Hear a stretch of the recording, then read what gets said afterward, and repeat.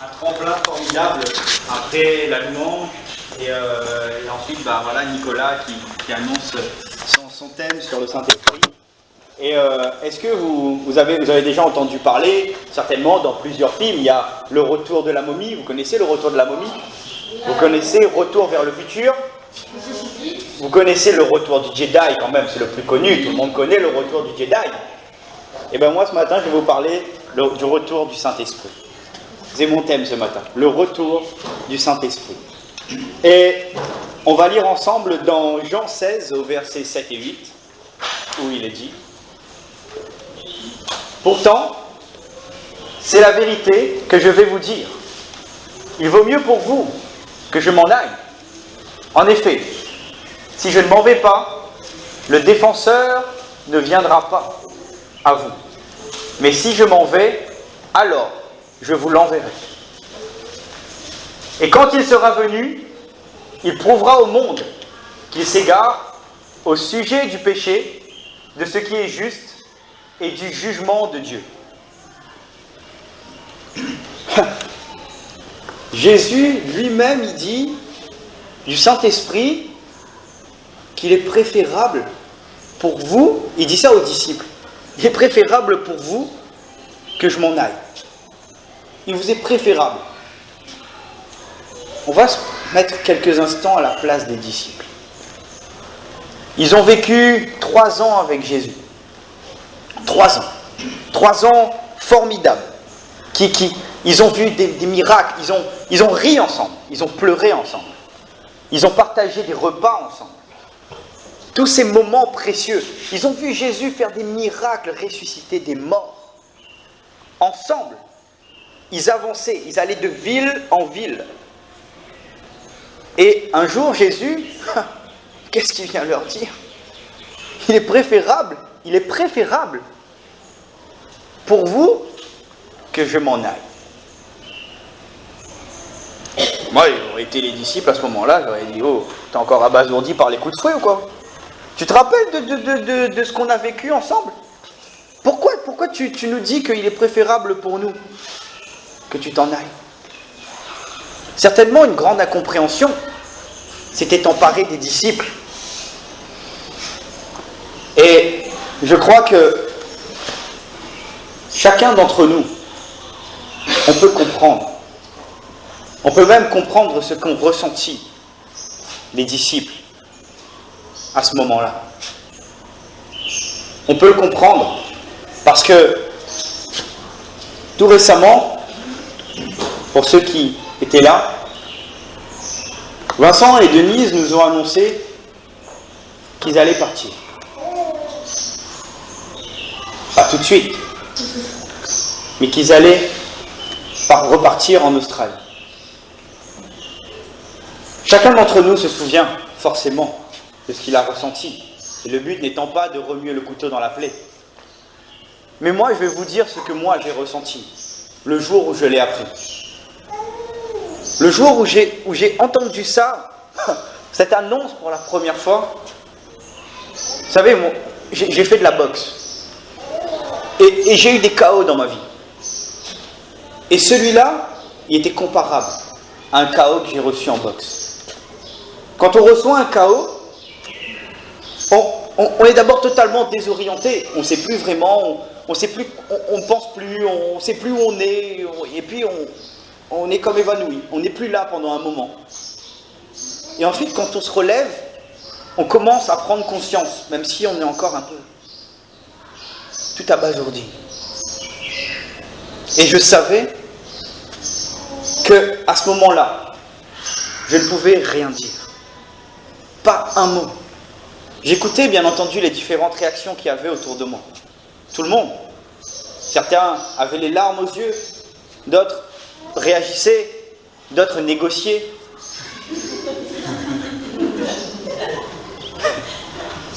Mais je ne pouvais pas dire un mot. Je savais que l'émotion que je ressentais était telle que si j'allais dire quelque chose, toute cette émotion allait ressortir. Et je m'imagine bien les disciples. Je me mets à leur place. On côtoie Vincent et Denise tous les jours. Et comme les disciples, ils ont côtoyé Jésus tous les jours. Et Jésus vient leur dire, il est préférable que je m'en aille. Waouh! Je pense que les disciples, ce jour-là, ils étaient dans une grande incompréhension et dans une vive émotion. Et je crois qu'on peut se mettre facilement à leur place. Mais Jésus, lui, il dit, préférable, parce que je vais vous envoyer le Saint-Esprit. Et ici, Jésus, il est en train de dire, de démontrer quoi? Il est en train de dire que, en fait, là où Jésus était limité, il devait aller de ville en ville, à Dodane, pas celui de Saint-Paul, à dos sur un âne, ou alors à pied. Il allait comme ça partout. Et il devait être là. Il devait être là physiquement partout. C'était compliqué pour lui quand même d'être partout au même moment. Et donc là, il était limité dans son corps d'homme pour pouvoir être partout en même temps. Vous imaginez un peu Jésus partout aujourd'hui, toujours vivant. Déjà, il y aurait eu un paquet de pèlerinages à Jérusalem pour aller le voir où il aurait été.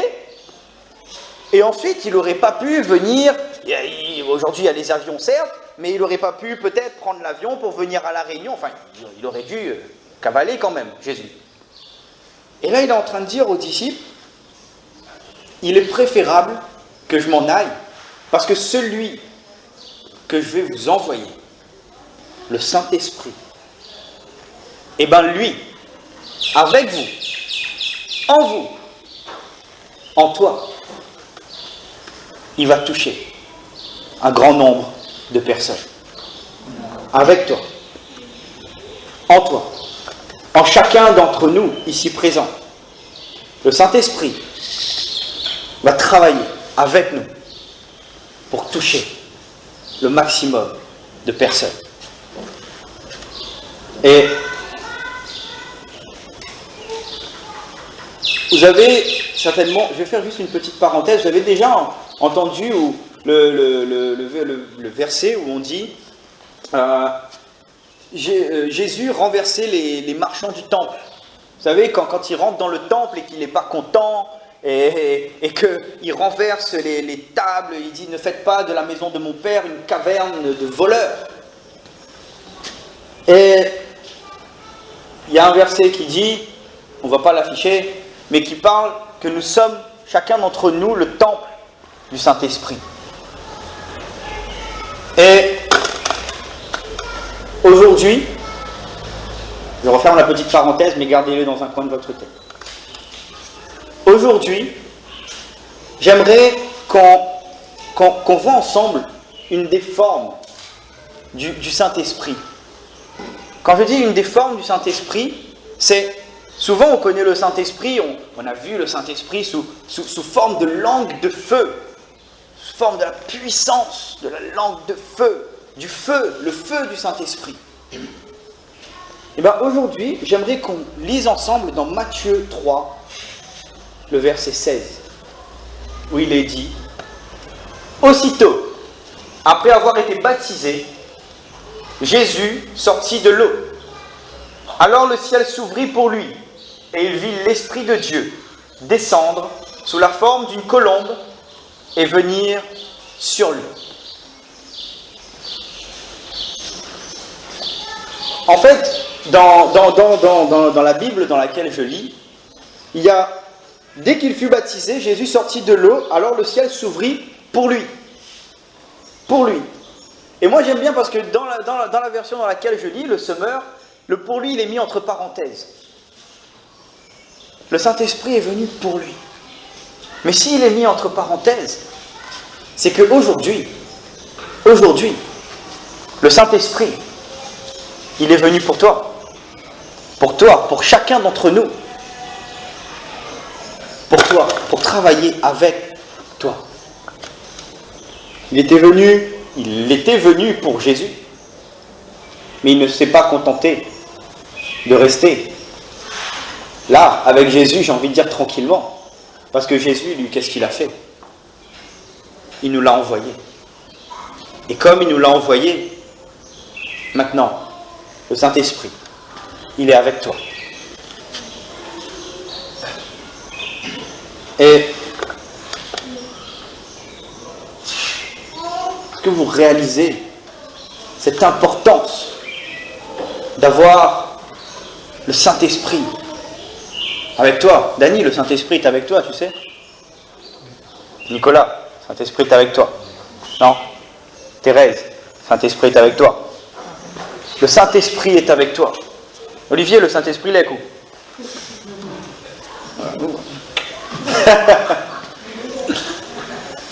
Sarah, le Saint-Esprit est avec toi. Cristiano, the Holy Spirit is for you.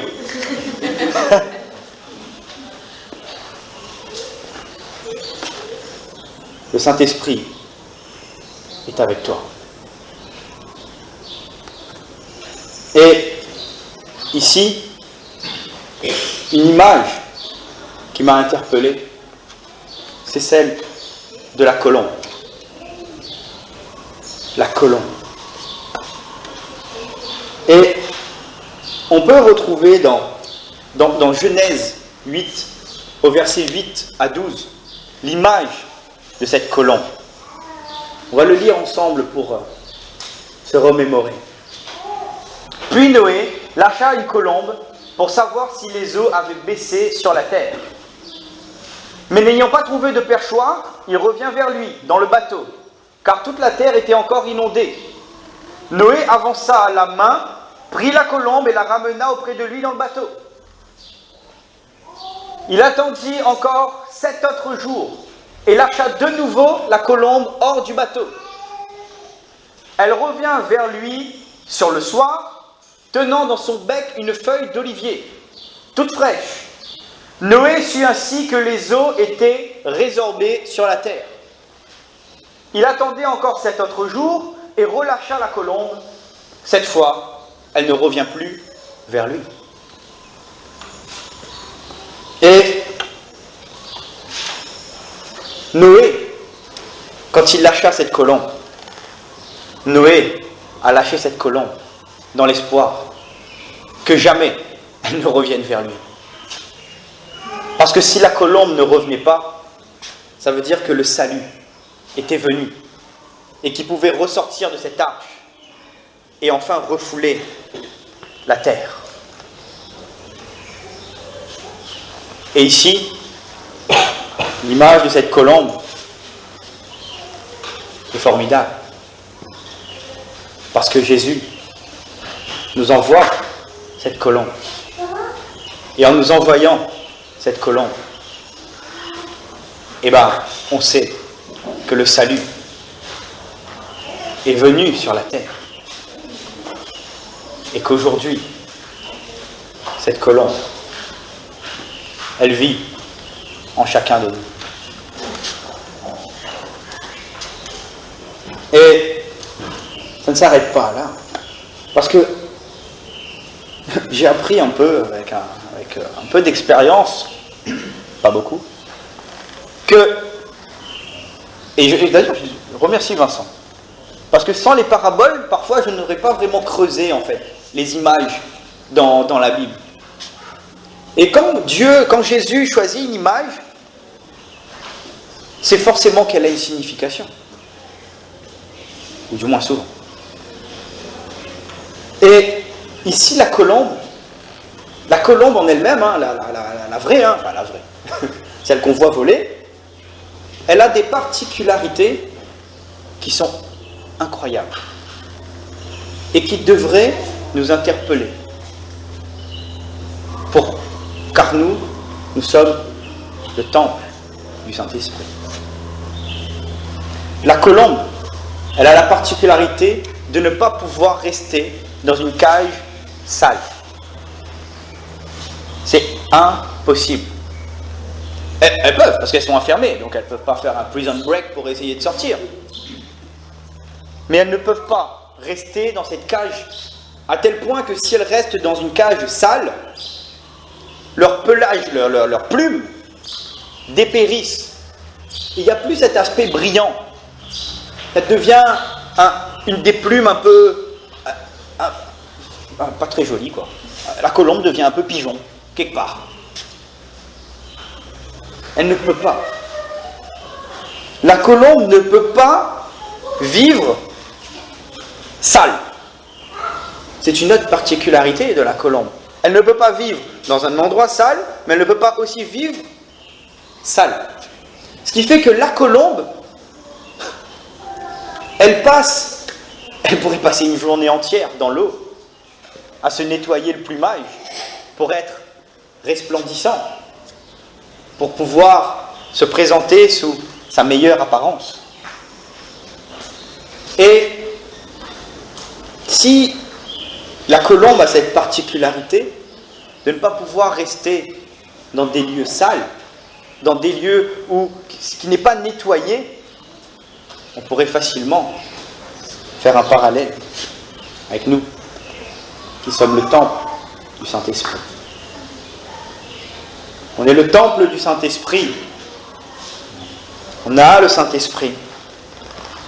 Il est avec nous, chacun d'entre nous. Alors gardons ce temple propre. Gardons ce temple dans des conditions où il est agréable au Saint-Esprit d'habiter. Gardons ce temple quelque part blanc pour que le Saint-Esprit trouve un endroit agréable à vivre et que le Saint-Esprit ne dépérisse pas en chacun de nous. L'importance de rester droit, propre. S'il nous enseigne une chose qui est formidable, le Saint-Esprit, il nous appelle à vivre propre dans un monde sale. Le monde qui nous entoure, il n'est pas toujours propre, pour pas dire tout le temps. Mais nous devons veiller sur notre temple pour que justement le Saint-Esprit est un endroit agréable à vivre.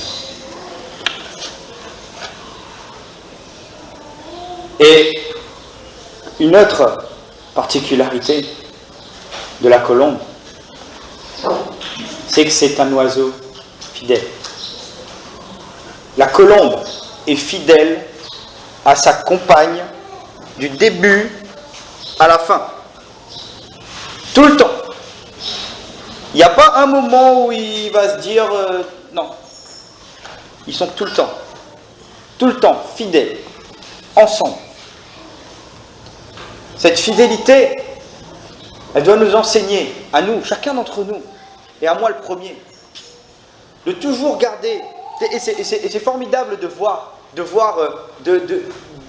colombes, bon je l'ai vu en vidéo, je n'ai pas eu la chance de le voir en vrai, mais deux colombes qui sont ensemble, ils se frottent l'un contre l'autre, ils aiment bien toujours rester ensemble, ils ont cette relation tellement d'intimité que tu as presque l'impression que l'un est l'autre et l'autre est l'autre. Je ne sais pas si vous me suivez, mais qui sont un. Et de cette unité, cela nous donne encore l'aperçu de ce que le Saint-Esprit veut comme relation avec nous. Une vraie relation où nous, ou moi, ou toi, et le Saint-Esprit ne fait qu'un. Alors, un endroit où il est agréable pour lui de vivre, un endroit où il fait un avec nous. Et là, on peut comprendre, je peux comprendre la petite parenthèse de tout à l'heure.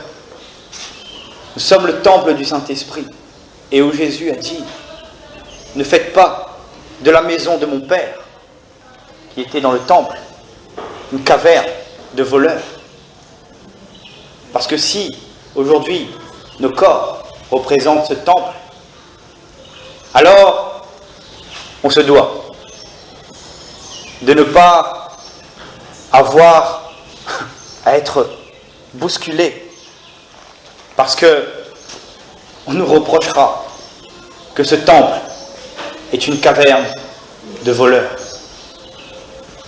Mais au contraire, quand on a le Saint-Esprit avec nous et qu'on s'approche de Dieu,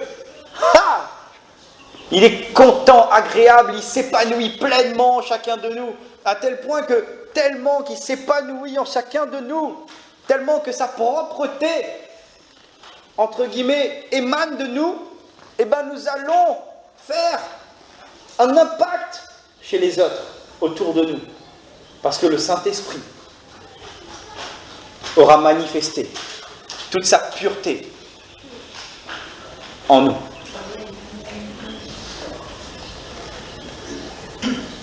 Et la colombe a plein d'aspects. Je ne vais pas tous vous les donner. Je vous invite, si vous avez envie, à aller voir tous les aspects que la colombe peut avoir, qui sont incroyables et tellement enrichissants pour comprendre le caractère du Saint-Esprit. Mais je vais vous donner une dernière parmi les nombreuses. La colombe est tellement fidèle qu'il peut parcourir 1000 kilomètres pour retrouver sa bien-aimée. Et même plus. La colombe peut mourir d'épuisement pour pouvoir retrouver celle qu'il est. Vous imaginez un peu.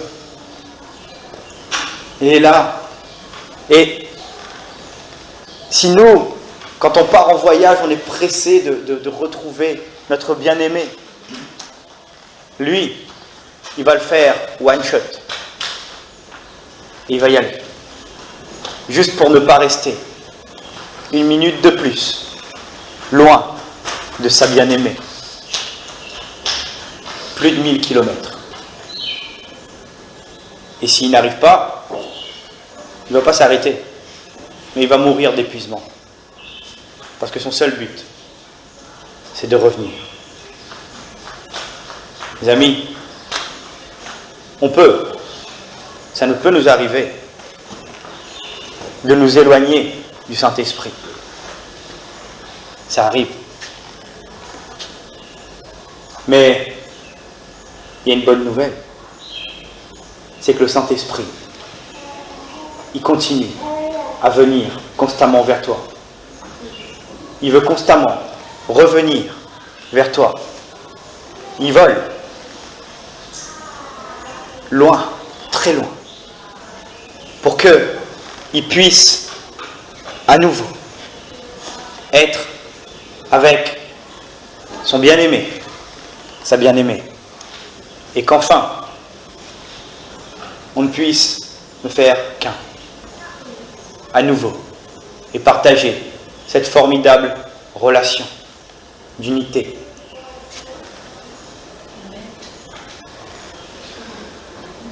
Oui, le Saint-Esprit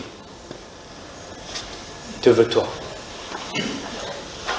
Il veut être avec toi tous les jours. Il veut partager cette relation d'intimité tous les jours avec toi.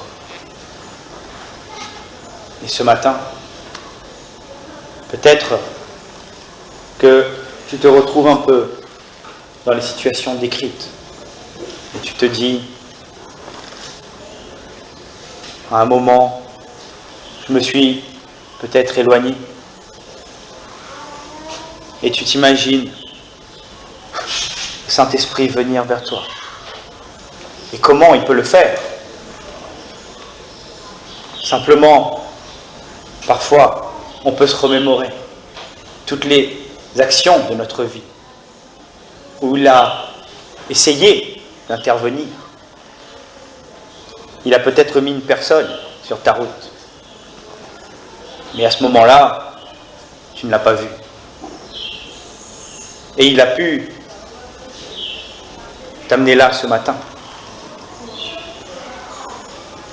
parce qu'il veut simplement avoir cette relation avec toi.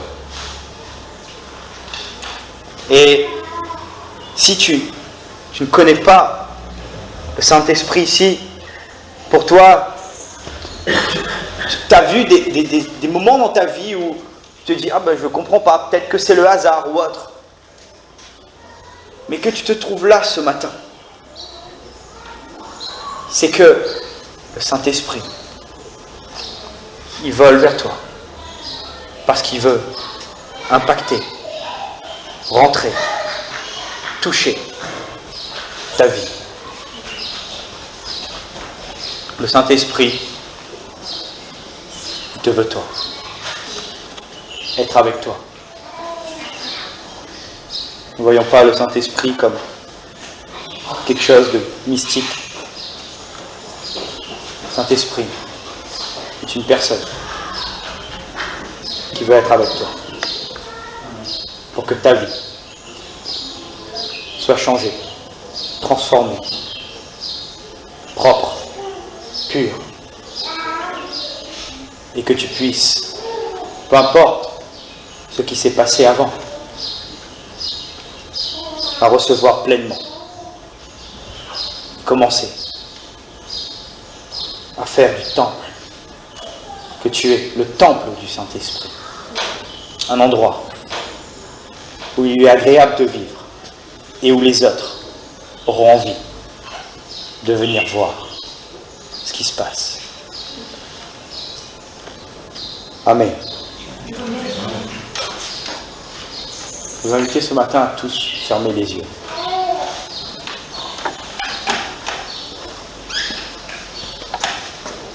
Et